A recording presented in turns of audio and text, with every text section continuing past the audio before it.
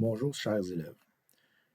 On a vu dans la vidéo précédente comment intégrer un ciel à notre projet et jouer avec les calques légèrement, d'ajouter un effet de réglage au calque.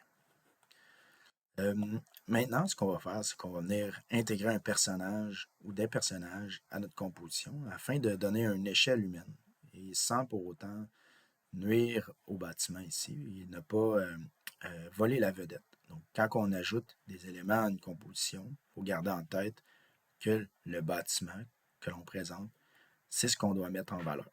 Donc, les personnages vont venir supporter l'échelle humaine du bâtiment et vont donner un peu plus de vie à la composition. Donc, nous avons vu comment intégrer des images à partir de l'explorateur de fichiers Windows, tout simplement en sélectionnant les images et en les glissant. Je vais vous montrer une autre façon de les intégrer. Donc, on va aller dans Fichier, on va aller ouvrir le personnage numéro 1, qui est en format PNG. Donc, on n'aura pas besoin de détourer le personnage, il est déjà détouré. Et pour le sélectionner, vous allez cliquer au clavier sur l'outil V. Donc, en sélectionnant le calque, quand vous cliquez V, ça vient sélectionner le calque. Vous allez faire un CTRL-C et retourner dans votre projet de base et faire un CTRL-V.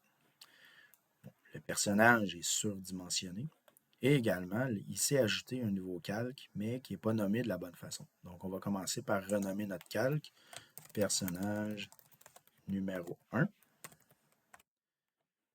Puis, ce qu'on va faire, on va cliquer sur V encore. Et là, dans le cadre de sélection, vous avez des clés d'ancrage ici qui vous permettent de venir modifier l'échelle ou de faire une rotation de votre calque. Donc, on va venir modifier l'échelle et on va venir positionner le personnage comme s'il était assis dans les marches ici du bâtiment. Donc, on va venir changer son échelle. Ça peut prendre un peu d'essai et d'erreur afin d'arriver à la bonne échelle pour pas que le personnage semble être un géant. On veut que ça soit le plus réaliste possible. Peut-être une petite affaire encore ici. Si jamais vous voulez zoomer comme que je viens de faire, là, pour zoomer, vous cliquez sur votre touche CTRL au clavier et vous faites dérouler la roulette sur votre souris. Et cela va vous permettre de venir vous déplacer. Donc ici, le personnage, on pourrait peut-être le rapetisser un petit peu comme ça. Ça semble être une échelle intéressante. On pourrait venir ajouter des effets de transparence sur le personnage pour donner, comme je disais tantôt, un peu moins d'importance au personnage, mais plus au bâtiment. Donc, pour changer l'opacité d'un calque, ici, vous avez dans les propriétés des calques, ici, vous avez l'opacité. Vous cliquez dessus et vous avez un petit menu déroulant pour venir changer. 80%, c'est quelque chose d'intéressant. Vous pourriez même mettre ça à 75 ou 70 si vous voulez rendre le personnage un peu plus diffus. Bon, maintenant, le personnage est intégré, mais il a de l'air un peu collé ici. Il manque un peu d'éléments d'intégration. Et ce qui peut venir corriger cet élément-là, c'est un effet d'ombrage. Donc, pour créer un effet d'ombrage, on va venir se créer un nouveau calque. Ici, vous avez trois options. Vous pouvez supprimer un calque, vous pouvez créer un nouveau calque, ou vous pouvez regrouper des calques ensemble. On va commencer par créer un nouveau calque pixelisé et on va venir le glisser sous le personnage puisque c'est l'ombrage porté du personnage qu'on va venir créer ici sur la galerie. Donc, on va le renommer ombrage personnage numéro 1. Puis, on va utiliser notre outil de crayon, de pinceau, pour venir dessiner un ombre. Je vais vous montrer une méthode manuelle pour créer un ombre. Et je vais vous montrer une autre méthode avec l'autre personnage en réutilisant le calque du personnage pour créer l'ombrage. Donc, pour l'outil de pinceau, vous faites B au clavier ou sinon, c'est cette icône-là ici. Donc, B au clavier. Vous pouvez choisir la couleur. L'ombrage, généralement, c'est de couleur foncée noire. Donc, on va conserver la couleur noire qui nous est offerte ici. Je vais zoomer à l'endroit et je vais venir dessiner quelque chose qui va ressembler à ça ici. Quelque chose qui va venir donner un peu d'effet d'ombrage. L'ombrage semble vraiment euh, dur et pas vraiment adapté. Donc, ce qu'on va faire, c'est qu'on va venir donner un effet d'opacité réduite, peut-être à 50%. Et puis, on va venir ajouter un filtre gaussien sur l'ombrage pour qu'il soit mieux intégré. Pour ajouter un filtre gaussien, vous avez ici la petite option FX. Donc, cliquez là-dessus. Vous allez avoir cette fenêtre-là qui va s'ouvrir. Ce qu'on veut ajouter, c'est un filtre, un flou gaussien. Donc, on va venir cliquer ici et activer le filtre. Puis, on va venir gérer le rayon. Donc, voyez-vous, il va venir s'ajuster ici. Ça va venir changer le contour. Ça va venir le flouter avec son environnement. Et ça va venir créer quelque chose d'un peu plus intégré au niveau du personnage. Vous pouvez toujours déplacer le filtre pour venir corriger ici les petites imperfections qu'il pourrait avoir. Là, le personnage semble un peu mieux intégré à son environnement à cause de l'ombrage porté qu'on a fait. Maintenant, le deuxième personnage que je vais venir ici, on va faire une autre méthode d'insertion. Donc, on va aller ouvrir le personnage numéro 2. Et ce qu'on va faire, c'est qu'on va venir détacher la fenêtre ici. On va se remettre sur notre fenêtre ici. Recliquer dans cette fenêtre-là. Cliquez sur V et on va venir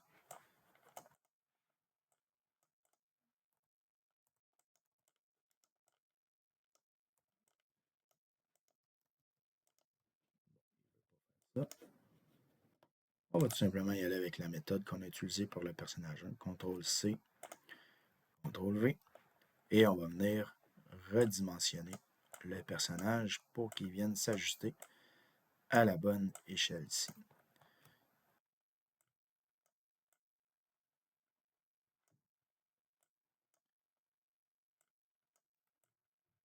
Donc, on ajuste la hauteur du personnage de façon à ce qu'il s'intègre mieux en fonction de l'échelle du bâtiment. Donc, cette grosseur-là, c'est pas mauvais ici. Vous pouvez peser sur Enter, il va vous ouvrir cette fenêtre-là. Ça vous permet de gérer un peu mieux les trucs, mais grosso modo, si on le fait manuellement, à peu près à l'œil, on a un résultat qui est quand même intéressant. Encore là, ici, voyez-vous le calque qui est venu se mettre arrière-plan. On va venir l'appeler personnage numéro 2. Et pour créer son ombrage, ce qu'on va faire, c'est qu'on va venir dupliquer ce personnage-là. Donc, on va venir sur notre calque, faire CTRL-C, CTRL-V pour dupliquer le calque. Et le deuxième en dessous, on va l'appeler ombrage personnage 2. Pour faire l'ombrage ici, on va venir déformer le calque avec l'outil de grille déformante, qui est ce symbole-là ici. Il n'y a pas de raccourci clavier malheureusement pour celui-ci. Donc, vous allez avoir un cadre de sélection et tout simplement, ce qu'on va venir faire, c'est qu'on va venir déplacer les clés d'ancrage du cadre de sélection. Et on va venir aussi tourner l'angle vers le point d'ombrage ici, où est-ce qu'il débuterait. Donc, si on va le mettre à peu près à la moitié, et on va faire la même affaire pour l'autre point, vers la moitié. On peut venir déplacer ici encore les points. Et on va faire la même chose avec celui-ci. On va venir l'amener vers là. On peut venir déplacer le point pour qu'il commence sous le pied du personnage. Et l'autre ici, on va venir l'amener comme ça. Donc, ça vient comme projeter l'ombrage ici. Et là, ce qui va rester à faire, c'est d'ajouter des effets pour venir noircir ce calque-là, changer son opacité et ajouter un filtre de flou gaussien afin de rendre l'intégration de l'ombrage mieux réussie. Donc, pour faire ça, en premier temps, on va venir noircir le calque. Donc, on va aller créer un calque de réglage ici et on va utiliser le TSI. TSI, on va venir changer la luminosité. En fait, c'est pas TSI, c'est TSL. J'ai mal lu, désolé. On va venir changer ça complètement.